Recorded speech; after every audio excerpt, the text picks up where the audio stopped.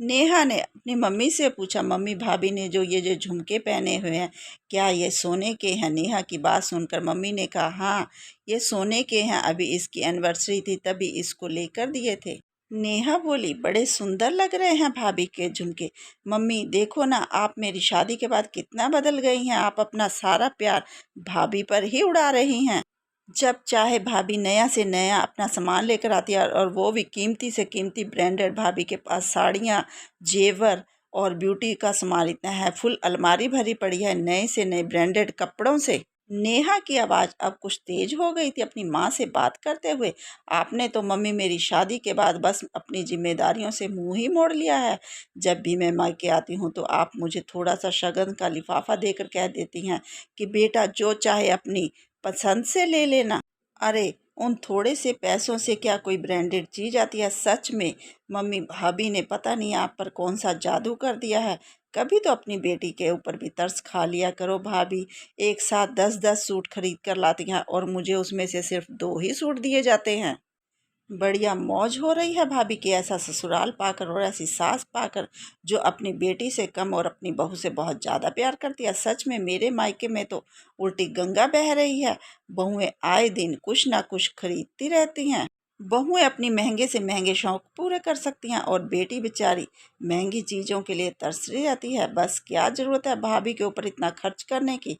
अरे अब आपको अपना घर नज़र नहीं आ रहा है क्या? जो मुझे कुछ देते हुए आप कहती थी कि बेटा हमारा भी अपना घर है और सबके घर माटी के चूल्हे होते हैं और बेटियों को तीज त्योहार पर ही दिया जाता है तभी अच्छा लगता है। अपनी बेटी नेहा की ऐसी भड़काऊ सी बातें सुनकर अपने बहू के प्रति माँ को गुस्सा आ गया और वो गुस्से से तिलमिला उठी।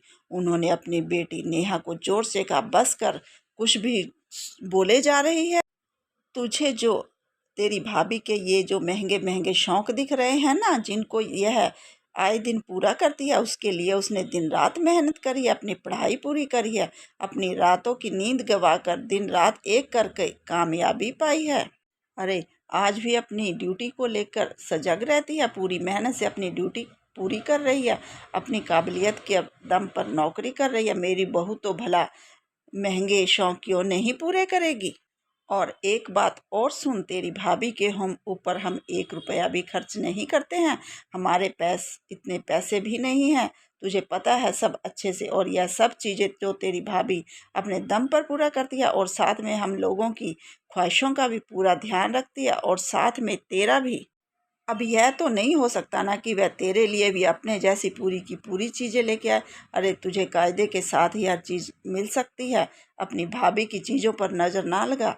नेहा कितना बोला था तुझे पढ़ लिख ले ताकि अपने पैरों पर खड़ी हो जाए, पर नहीं, तेरा तो पढ़ाई में लिखाई में मन ही नहीं लगता था। हमारे बार बार समझाने पर हम पर ही गुस्सा जा हो जाती है और बोलती थी, आप लोगों को कोई मतलब नहीं है मेरी पढ़ाई से, मैं देख लूँगी, मेरा आपसे कुछ नहीं मांगूंगी, सब कुछ अपना देख लूँगी, बस सारे दिन रील बनाने पर ध्यान था तेरा।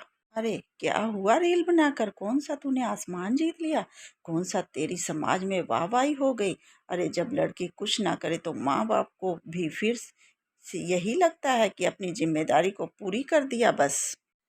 जब लड़की कैरियर बनाने में अपना मन लगाए, अपने कैरियर को लेकर ऊंचा सोचे, अपना लक्ष्य अपनाए, तो माँ बाप भी फिर अपनी बेटी के साथ कंधे से कंधा मिलाकर खड़े हो जाते हैं और तब तक अपनी बेटी की शादी की बात भी नहीं करते जब तक बेटी अपने पैरों पर खड़ी नहीं हो जाती, अपने आप आत्मनिर्भर ना बन जाए, उसके बाद में उसकी शादी की सोचते हैं। तुम्हारे अंदर तो कोई ऐसा जुनून ही नहीं था। मैंने एक दिन तुम्हारी शादी की बात छेड़ी तो तुम भी जैसे तैयार ही बैठी थी और बोली, हाँ माँ कर दो मेरी शादी। हमने लाख समझाया था बेटा, कुछ पहले अपना मुकाम हासिल कर लो, ज़िंदगी में एक कामयाब इंसान बन जाओ। पर तुमने कहा नहीं, मेरे सारे सपने मेरे पति पूरे कर देंगे, मुझे कोई ज़रूरत नहीं है नौकरी करने की, मैं तो इतनी खूबसूरत हूँ, मुझे तो कोई भी पढ़ा लिखा उच्च पद का लड़का मिल जाएगा, वह उठा लेगा मेरे सारे नखरे, फिर मैं क्यों नौकरी करने की जहमत करूँ। माँ की बात बोली तो बेटा फिर और क्या था, हो गई तुम्हारी शादी और तुम्हारे लिए लड़का भी अच्छा खासा ढूंढ दिया था, तुम्हें बढ़िया कमाता है और तुम ही हूर की परी, फिर वह तुम्हें हर बात पर टोकता क्यों है? पैसे देने में आनाकानी क्यों करता है? बार बार तुम्हें खर्चे कम करने की, बचत करने की ज़्यादा से ज़्यादा क्यों समझाता है? हर बात का तुमसे हिसाब क्यों मांगता है तुम्हारा पति? तुम अपनी मनमर्जी से क्यों नहीं सारी चीज़ें खरीद पाती हो?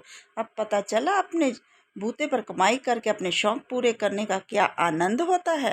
अरे बेटा, हम तभी तुमसे कहते थे कि शादी करने से पहले अपने पैरों पर खड़े हो जाओ, ताकि किसी के आगे तुम्हें हाथ ना फैलाना पड़े। अपनी कमाई का मर्जी से जो मर्जी खरीदो, आराम से खर्च कर सकती थी। किसी को हिसाब किताब देने की भी ज़रूरत नहीं पड़ती। आज तुम्हारी भाभी महंगे शौक रखती है, पर उनको अपने दम पर पूरे करती है।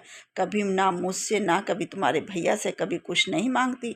और तुम्हारा भाई तो तुम्हें पता ही है, थोड़ा पैसे को लेकर कंजूस ही है।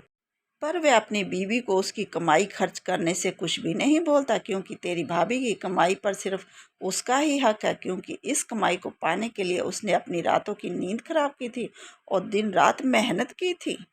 नेहा का मुंह अपनी माँ की बातें सुनकर अब लटक गया था। माँ ने एक एक बात खरी कही थी। नेहा को आज अपनी गलतियों का एहसास हो रहा था। जब उसने हमेशा अपनी पढ़ाई से जी चुराया था, किसी के लाख समझाने पर भी वह नहीं समझती थी। पर अभी भी देर नहीं हुई थी। वह अभी भी अपनी योग्यता पर अपने महंगे शौक पूरे करने के सपनों को पूरा कर सकती थी। नेहा के पास अपनी माँ के सवालों का कोई जवाब नहीं था। माँ ने नेहा को साफ साफ कह दिया था, रोज़ रोज़ यहाँ पर आकर मेरी बहू रानी की नज़र मत लगाओ। तुम भी अपने आप को इसी काबिल बना सकती हो। दामाद जी भी तुम्हारा साथ देंगे, पर तुम अपनी मेहनत तो करो। मेहनत किए करने के लिए तैयार तो हो। नेहा को आज पढ़ाई का महत्व समझ आ गया था कि एक शिक्षक ही हमें दूसरों की नज़र में उठा सकती है और अपने सपनों को पूरा कर सकती है। दोस्तों, अगर आपको मेरी ये